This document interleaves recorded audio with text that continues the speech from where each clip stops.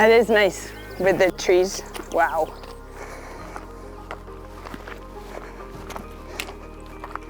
Yeah, I was working for the Northern Super League in Canada, but I was actually on vacation. I was in Italy, I was in Rome, and I saw it come up that Gemma was leaving, and couldn't sleep that night. I thought I wasn't really wanting to get into coaching again. I wanted some time away, but this job came up, and yeah, it just kept going around in the brain, and I thought if they contact me, I have to go for this one. Well, firstly, I did my coaching badges through the FAW, so that was something I'd always done. I knew people in Wales, I knew about the association, and I'd done the badges in Wales because my mother is Welsh, my father's English, or was English, and we'd actually moved to Wales when I was young. They took a sabbatical from their teaching jobs to try out moving back to Wales, where my grandparents, aunts, uncles, cousins, everyone is here. Or in England, so it's definitely a home for me here in Wales. When we were here, my father did a lot of leadership training at Plas y Brenin, so we came up a lot. My parents had their honeymoon on Snowdon, so this is definitely a place where, you know, I think of them, my parents, my family, and this landscape is, I mean, incredible. It doesn't get more beautiful than here, and so I always come up here. I've been in the job 2 years, and I've climbed the mountain. This will be my 5th time in 2 years. The next time I was going to see them was our first camp together, but also a qualification game. So I felt like that was an important thing to do, but it was very intimidating. I don't think, obviously Gemma Grainger and her staff had done a great job. They were disappointed by that. They'd had a wonderful camp in Ireland under John Gray, big win against Ireland, Republic of Ireland. So it was mixed, but I'm really glad I got to just meet them there without the pressure of a game straight away. There's no easy way to integrate yourself into a team, and you just got to jump in. And they knew that their sort of Euro campaign, they had to play, they had to do well, and they had to qualify. So in that way, it's a gift as a coach, because they've got to get behind you because they've got huge ambition, and you're the one who's going to lead them through it. So, you know, you try and call them as much as possible, but equally just stay away from them for a bit and let them sort of recover from a bit of a hiccup in their careers with the coach leaving. I like the image of our mountain and that climb. I think mountaineering is such a great image, because it's a physical exertion, of course, but equally there's challenges, and high mountains, you sort of climb high and then sleep low as you sort of get yourself ready physically for high altitudes. But it is one where you can see the different stages, the base camps, and the learning and the challenges along the way. So that's what we talked about from the beginning, that we've got our ambition, which is to qualify, but there's stages that we've got to go through and learn from, which we did. It was not smooth sailing the whole way through the qualifying campaign, but every one of those stages was critical to our success. From the beginning, I felt that it's been really important that the Welsh team, as much as possible, get around Wales. So we've been very fortunate. We've had 2 games now in Wrexham, my first one in Wrexham, Llanelli, we've played in Cardiff, we're going to play in Swansea. So I think it was a really nice first start for me to be in maybe outside the major cities of Wales and being in such an important piece of the heartland of Wales, being in the north. A lot of the game, but equally the anthem. I was doing my best to try and remember how it sort of went. I won't pretend I knew all the words, but I had John Gray singing loud and proud in my ear, which was helpful. And I think for me it was just a proud moment, and I really was able to stand there and feel just feel really happy, and I felt like it was the right decision straight away, even before the goals started to go in, so it was a nice game. I think being in League B really helped us in terms of Wales is always looked at as sort of this small nation and having to play big nations and stepping up to it. It's sort of this outside view of who we are. When we're in League B, there was expectation on us, and I liked that. I liked putting pressure on us, and how were we going to step up in our performances and own the ball and possess the ball with real purpose and intent. And I think from our first game, we were able to establish that. So even before the first game, Sophie had spoken to me about relinquishing the armband, and I thought, first, what an incredible thing for her to do, but the second part was, I've just gotten the job, it's not going to look great if I take the captaincy from Sophie Ingle. So making it really clear that this was something she'd been in discussion with Gemma before I arrived, and I thought it was such an important piece of the legacy of that team, that how much they think about the wider group and how much they're thinking about what comes next. So Sophie Ingle was nowhere near retirement, but she was ready to pass the armband on to the next person, which I think just set a real tone for the team from the beginning. Yeah, I took my time naming the captain. I think it's an important thing to do, to get to know them and to see where their influence is and how they work with the group. I think it's a big decision, so I didn't want to rush it. And absolutely 3 fantastic leaders on a team filled with incredible candidates who could have equally have done a great job in it. I think from my side, that's what I inherited. I inherited a team where there's all kinds of different types of leadership, and that's what we've needed through this campaign. And watching those 3 step up to the plate and be the leaders that they are individually has been probably one of our biggest strengths in the last few games in League A. Well, I don't think there's words needed, but still I don't think enough people have seen her and appreciate how good she is.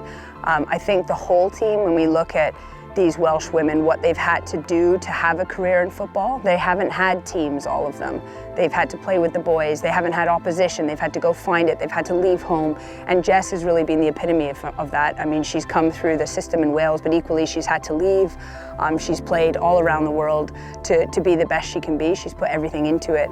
And to be at the helm, to be the coach, when she earned her 150th cap was special for me, to stand there knowing that, you know, so many coaches came before that were much bigger part of her career, but I definitely enjoyed standing there and watching her have that moment in the sun. You know, Maisie is one of the first I gave a cap to, but equally there will be many more to come, because there's a real talent right under the senior team that's just right about to rise to the surface, which is exciting for Welsh football. We scored a goal right before half. It wasn't an easy game. It was a really hard pitch. It was a long drive on unpaved roads, which is the experience of football. Every experience is different, and I thought that was an important one as well. So no excuses. Not the easiest of sort of matches to get to and then play in with, I thought, a very resilient and organized Kosovoian team, but really enjoyed the performance. We got a lot of rotation in, a lot of different players are scoring goals for Wales at that point in that game too, which is important. We can't rely on one. And that came to bear. Obviously injuries have happened since then, and that's what happens in football. So who's the next person who's going to step up? And we saw in that game how many options we had.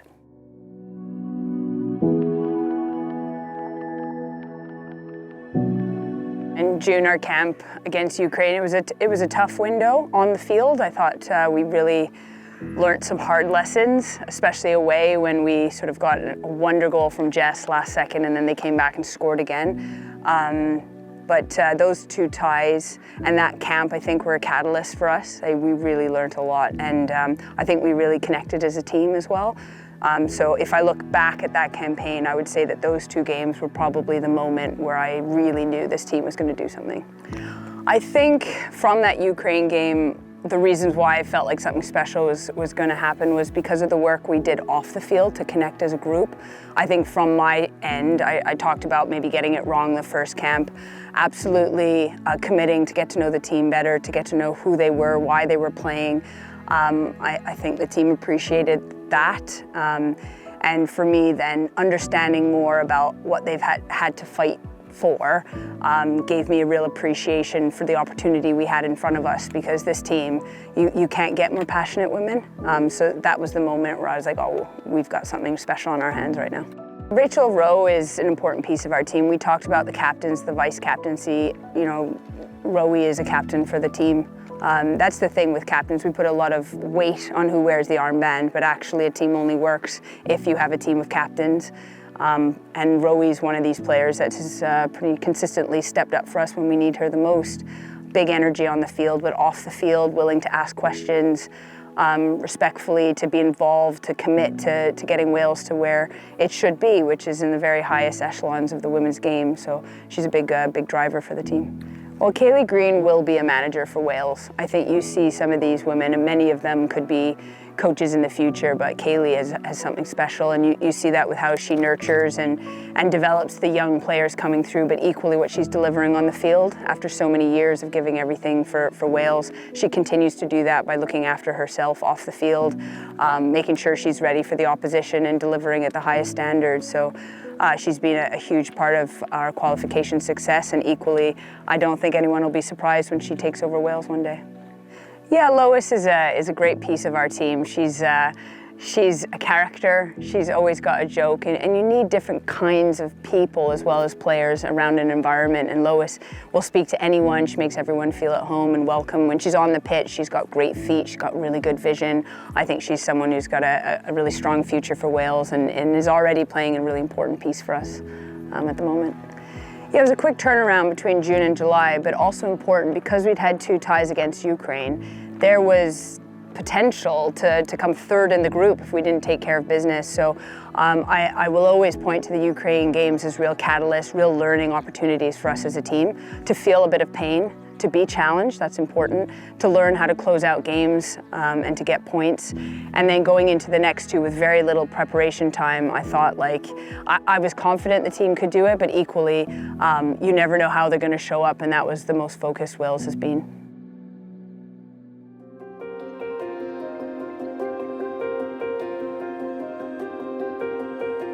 Yeah, the win against Croatia was an important one. We were coming off 2 ties and we, needed to sort of feel good about how we were playing again. And I think that then set the tone for how we were going to then go through that camp and then into obviously qualification. So really pleased with that. Through the campaign, we have done our best to make sure that we are looking at as big and as broad a base of the team as possible. Against Kosovo, watching Saf get that start and her confidence growing in goal, Mary's goal, lots of opportunities for these younger players to just get really important minutes on the pitch. And it's not perfect from anyone, and I don't expect it to be ever. And I think that mentality helps young ones just step onto the field, not just young, but less experienced, and do what they do best, which is their brand of football, and we saw that, so I was a proud coach. Laura O'Sullivan is the epitome of a leader on this team, someone who gives everything for her country and for the group, and she has created an environment for the goalkeepers, which is about pushing themselves, one another, but also staying really tight, the goalkeeper union. It's not easy. Every time I put out a starting lineup, I know that her heart was breaking. She's had 70-odd caps for Wales. This is a top goalkeeper who was incredibly selfless in everything she does. And watching that injury was really emotional for all of us, not just the team, but for the staff. And we're going to make sure that Laura's going to continue to be a big part of the Euros because she's one of the main reasons the team is there. Yeah, I think of course, you want to top the group. I think there was a lot I wanted to get out of the group stage of the game, and part of it was making sure that we saw as many players as possible, making sure that I was getting opportunities to bed in my style and philosophy of football, because I did have those games, but equally we needed to get results, so it's always that balance. I would have sacrificed being top of the group in order to achieve those other aims, as long as we were getting out, but obviously we ticked all the boxes by coming first in the group, which then gave us as good a path as we could ask for in terms of what we could control, and then everything else is the luck of the draw. I think it was a really good time in terms of having had 3 camps together where we had to work through things. It wasn't easy. We'd had some challenges off the field, on the field. We'd had to figure out a way through it, meaning that we were going into sort of the playoff stages in the best possible shape to go towards challenge. And that's what you need from the team, because it can't be all easy and plain sailing, and it wasn't going through the groups, which meant that we were in a really strong position to go through the playoff games, which are always going to have an added piece of stress, which means that there will be things that come up. The camps that we were able to hold across Wales, I think were really important for the team. Obviously, for my pronunciation of Llanelli was helpful, having 2 games there. Equally for the players to feel the fan base from different areas of Wales coming to support them, and for the players themselves to connect with those fans. This national team represents the entirety of Wales, and us playing outside of the major cities and getting out into the communities is a really important part of what we're doing to try and grow the game.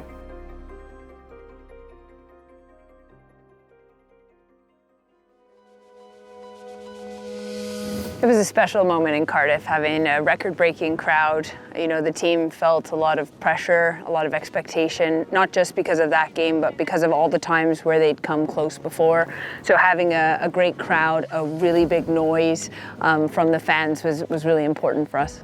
Yeah, Ireland is a very good team, and they've had the experience of going to major tournaments, and I think once you've done that, you want to get it again. So they really knew what they were playing for, and fantastic players, top caliber team that we knew we'd have to be at our very best if we wanted to get a result. Lily has been a really important piece of the puzzle for Wales, and she's been growing into that role. I think her performances are becoming more and more mature with the experience she's getting, and she's becoming a goal scorer as well, getting on the back post there and scoring at home in front of that crowd. Really put the team in a good place for the away match, the last one. We were in really good space. We always talked about the first game being a halftime, and we went into it, with a 1-1 draw, and going away from home in some ways releases a bit of the tension and the pressure. We were away from home. We had amazing fans in Ireland. They were in full voice. And also the entire crowd that came to show up for the Republic of Ireland, they created an atmosphere that was a lot of fun to play in front of. And yeah, we had great training days leading into it. I felt like the team was in a good space, and that we knew that there was nothing to really hold us back but ourselves and our own sort of fear of failure, and we just needed to get past that. Yeah, so Hannah Kane, we'd been in touch the whole way through the campaign. Obviously, a really challenging injury to come back from. We've used a lot of our players through the campaign, giving them lots of experience. But when you have players like Hannah Kane coming back from injury, you're just waiting to give them the opportunity to get back on the pitch. And we were confident in what she could deliver, and she was feeling confident in her knee, which is, there's no timeline on that. That is something that you have to build into. And she really had an outstanding game for Wales, but equally stood up for the team in a moment where there was no doubt, I think, that when she stood up with the ball in her hands, that was going to be a goal for Wales. Yeah, Carrie is a player who will play for Wales for a long time. She is dedicated, driven, fantastic athlete, and a wonderful person. And she'd earned those minutes on the pitch, and the whole play was something off the training pitch, which never happened. And so like Liv Clark, and then Lily's touch inside, the pass, like all of it was just sort of textbook, which I'd love to claim, but the players just delivered a top moment and a wonderful finish. There may have been a touch on it, but we don't talk about that. It was just perfectly finished by Carrie, and she should be very proud of it. It was a history-making moment for Wales. Our backline through the campaign has been the stalwart, and they're the reason why we've qualified. I mean, Josie Green, Rhiannon Roberts, and we're not even mentioning Gemma Evans, who lost a tooth during the game. Liv Clark, Saf in the net, anyone we put back there, the body on the line attitude, we can never lose that. Wales can never lose that fighting spirit, and we never did. It's a testament to where Wales is at, that in the last sort of 8 minutes of the most important game, really, to qualify, you're taking off a Jess Fishlock. These are the players you're taking off to put on these less experienced younger players to finish off the game. And there's a lot of emphasis on who starts games. I don't know where that came from, because it's the 11 on the pitch that finish the game that win it for you, that hold the win or go get you the win, and that's what we've really focused on through the campaign. Is there's the players that start the game, and there's the players that finish it, and they're of equal importance. And a huge testament to Charlie Escord and to Ella Powell, and to all those that finished the game for us under 8 minutes of complete bombardment. I think I've spoken quite publicly that Adam, my other assistant, when it was still 2-0, leant over and he said, "Make sure you enjoy this moment." And I looked at him and I knew what he'd done to us. That is not something I'll be doing. And they got that goal back, and then you knew it was going to be a tense finish. But there's something about a team like Wales, this Welsh team, and I wasn't that nervous. I was obviously, it was stressful, intense, but I really did believe that the team would get us over the line, and it was a special moment when they did. What I'll always remember about the game is the final whistle, and seeing not just the players but the staff that have been on this journey for so long, and their faces, incredulity of having done it. And I'm very conscious that I've showed up on the sprint end of a marathon. These women, many of them have been through it all, And that final whistle, that moment, to see that elation just erupt really is something I'll never forget. I feel immense pride that I've been able to be a part of the team that has made this history. I've talked about being a young person in Wales who maybe didn't have the same opportunities as my brother had back in the early 90s. That's changing, but it's still happening, and I think moments like this where the women's team is able to show just how good they are, the power of that team, that passion, that collective spirit, what it does, I think it will change football in Wales forever. I'm excited about the draw at the Euros. I mean, we are making history by being there. No one outside of our environment expects much of us. Inside, it's a totally different story.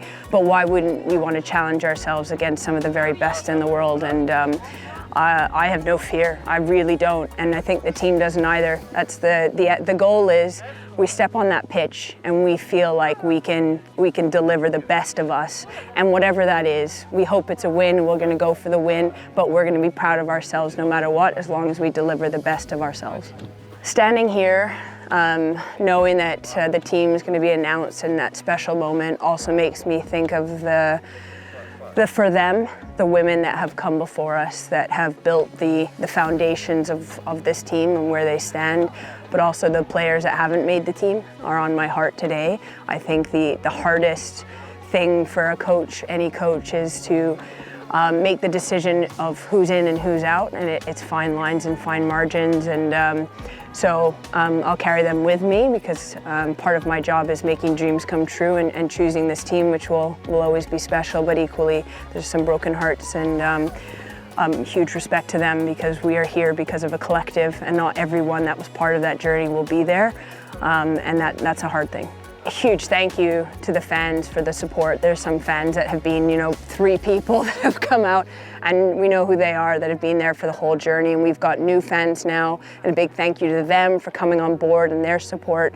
Wales is a special country, and yes, we might be small, but we be mighty, and the way that the fans show up is, it shocks other people, but again, it's never a surprise to us.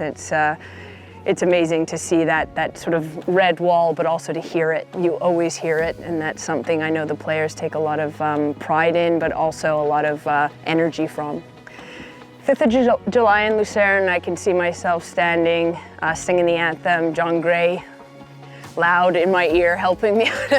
But watching the players again, that moment in that full stadium, that color, that orange and red mixture that we'll probably be getting, will be a moment I hope they're all able to take in and absorb, because history like that, it only comes around once, and I want everyone to be able to feel it and enjoy it. And it's not pressure, it's opportunity, and I just can't wait for it.